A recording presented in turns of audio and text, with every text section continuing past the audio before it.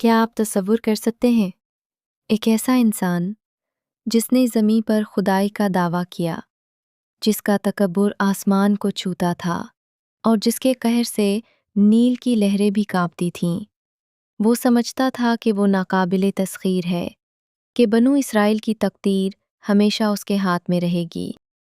لیکن تاریخ کے سینے میں ایک ایسا لمحہ قید ہے جب تکبر کا وہ پہاڑ ریت کا ڈھیر بن گیا، جب ایک چرواہے کی لاٹھی نے وقت کی سب سے بڑی سلطنت کو ہلا کر رکھ دیا۔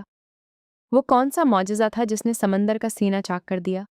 اور وہ کون سا کلمہ تھا جس نے فرعون کو ہمیشہ کے لیے عبرت کی نشانی بنا دیا؟ یہ کہانی صرف ایک بادشاہ اور ایک نبی کی نہیں ہے، یہ کہانی ہے حق اور باطل کے اس عظیم ٹکراؤ کی جس کا فیصلہ خود کائنات کے رب نے کیا۔ اسلامی تاریخ اور قرآن مجید کے بیانات میں فرعون اور حضرت موسیٰ علیہ السلام کا واقعہ ایک غیر معمولی اور انتہائی اہم سنگ میل کی حیثیت رکھتا ہے۔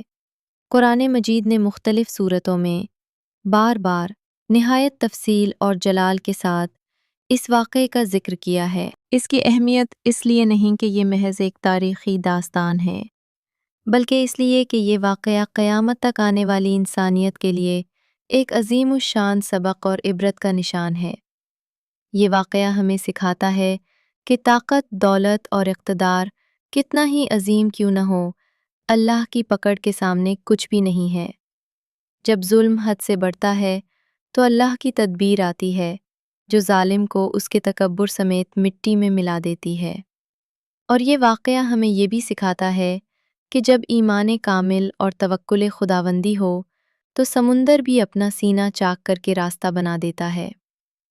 آئیے آج اس عظیم واقعے کو قرآن اور صحیح احادیث کی روشنی میں ایک دستاویزی انداز میں سمجھنے کی کوشش کرتے ہیں۔ فرعون کی سلطنت اپنے عروج پر تھی۔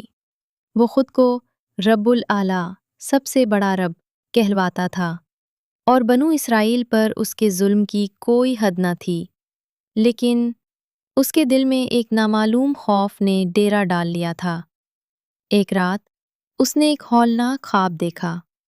مصر کے سب سے بڑے جادوگروں اور نجومیوں کو دربار میں طلب کیا گیا۔ ہر طرف سناٹا چھا گیا جب سب سے بوڑھے نجومی نے کانپتی ہوئی آواز میں خواب کی تعبیر بتائی۔ اے بادشاہ، بنو اسرائیل میں ایک ایسا لڑکا پیدا ہوگا جو تیری سلطنت کو تباہ کر دے گا اور تیرے تکبر کو خاک میں ملا دے گا۔ یہ سن کر فرعون کا تکبر جوش مارنے لگا۔ وہ اللہ کے فیصلے کو اپنی طاقت سے بدلنا چاہتا تھا۔ اس نے ایک ایسا حکم دیا جس نے مصر کی فضاؤں کو ماتم کدہ بنا دیا۔ بنو اسرائیل میں پیدا ہونے والے ہر لڑکے کو قتل کر دیا جائے اور صرف لڑکیوں کو زندہ چھوڑا جائے۔ ظلم کی یہ انتہا تھی۔ فرعون کے سپاہی ہر گھر میں داخل ہوئے، ماؤں کی گود سے بچوں کو چھین لیا گیا۔ لیکن فرعون نہیں جانتا تھا کہ وہ جس فیصلے سے ڈر رہا ہے اسے خود اپنے ہی محل میں پروان چڑھائے گا۔ اسی سیاہ دور میں حضرت موسیٰ علیہ السلام کی پیدائش ہوئی۔ ان کی والدہ کا دل خوف سے دھڑک رہا تھا، لیکن قرآن کے مطابق اللہ تعالیٰ نے ان کے دل کو ڈھارس بندھائی۔ اللہ کا حکم ہوا کہ بچے کو ایک صندوق میں رکھ کر دریائے نیل کے حوالے کر دیا جائے۔ ان کی والدہ نے بھاری دل سے اللہ کے وعدے پر یقین کرتے ہوئے صندوق کو نیل کی لہروں کے سپرد کر دیا۔ وہ صندوق اللہ کی حفاظت میں لہروں پر تیرتا ہوا فرعون کے محل کے کنارے آ لگا۔ فرعون کی بیوی آسیہ علیہ السلام، جو ایک نیک دل خاتون تھیں، انہوں نے صندوق دیکھا اور اسے کھلوایا۔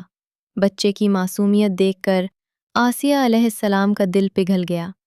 انہوں نے فرعون سے اس بچے کو نہ مارنے کی التجا کی اور اسے گود لے لیا۔ اللہ کی قدرت دیکھیے، جس بچے سے فرعون ڈر رہا تھا، اسی بچے کو اس نے اپنے ہی محل میں شاہی پروٹوکول کے ساتھ پروان چڑھایا۔ وقت گزرتا گیا، حضرت موسیٰ جوان ہوئے، ایک واقعے کے بعد مصر سے مدین ہجرت کر گئے اور پھر 10 سال بعد واپس مصر کی طرف سفر کر رہے تھے۔ جب وہ وادی مقدس میں پہنچے، رات ٹھنڈی تھی اور انہیں دور سے ایک آگ نظر آئی۔ وہ آگ لینے کے لیے آگے بڑھے، لیکن وہ آگ نہیں بلکہ اللہ کا نور تھا۔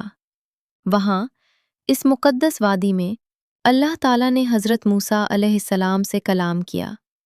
یہ ایک ایسا لمحہ تھا جس نے کائنات کی تاریخ بدل دی۔ اے موسیٰ، میں ہی اللہ ہوں، تمام جہانوں کا رب، اپنی لاٹھی پھینکو۔ وہاں اللہ نے انہیں 2 عظیم معجزے دیے، ان کی لاٹھی جو اژدہا بن جاتی تھی اور ان کا ہاتھ جو چمکنے لگتا تھا، اور پھر اللہ کا حکم ہوا، ایک ایسا حکم جس کے لیے بے پناہ ایمان اور حوصلے کی ضرورت تھی۔ فرعون کے پاس جاؤ، کیونکہ وہ سرکش ہو گیا ہے، اور اسے نرمی سے سمجھاؤ۔ حضرت موسیٰ علیہ السلام نے اپنی زبان کی لکنت کا ذکر کیا تو اللہ نے ان کے بھائی حضرت ہارون علیہ السلام کو بھی ان کا مددگار بنا کر نبی مقرر کیا۔ یہ دونوں بھائی وقت کے سب سے بڑے جابر کے سامنے کھڑے ہونے کے لیے تیار ہو گئے۔ حضرت موسیٰ علیہ السلام اور حضرت ہارون علیہ السلام فرعون کے دربار میں داخل ہوئے۔ یہ ایک ایسا منظر تھا جس نے محل کے ستونوں کو ہلا دیا۔ 2 نہتے انسان وقت کے سب سے بڑے جابر کے سامنے کھڑے ہو کر اسے رب واحد کی عبادت کی دعوت دے رہے تھے۔ اے فرعون، میں رب العالمین کا رسول ہوں، بنو اسرائیل کو میرے ساتھ بھیج دو۔ فرعون نے دعوت کو تکبر سے ٹھکرا دیا اور معجزات کو جادو قرار دیا۔ اس نے مصر کے سب سے بڑے جادوگروں کو اکٹھا کیا تاکہ وہ حضرت موسیٰ کو شکست دے سکیں۔ ایک مقررہ دن مصر کا مجمع اکٹھا ہوا۔ جادوگروں نے اپنی رسیاں پھینکیں جو جادو کے زور پر سانپ نظر آنے لگیں۔ تب اللہ کے حکم سے حضرت موسیٰ نے اپنی لاٹھی پھینکی، وہ ایک عظیم اژدہا بن گئی اور جادوگروں کے تمام جھوٹے سانپوں کو نگل گئی۔ یہ دیکھ کر جادوگروں کا تکبر ٹوٹ گیا۔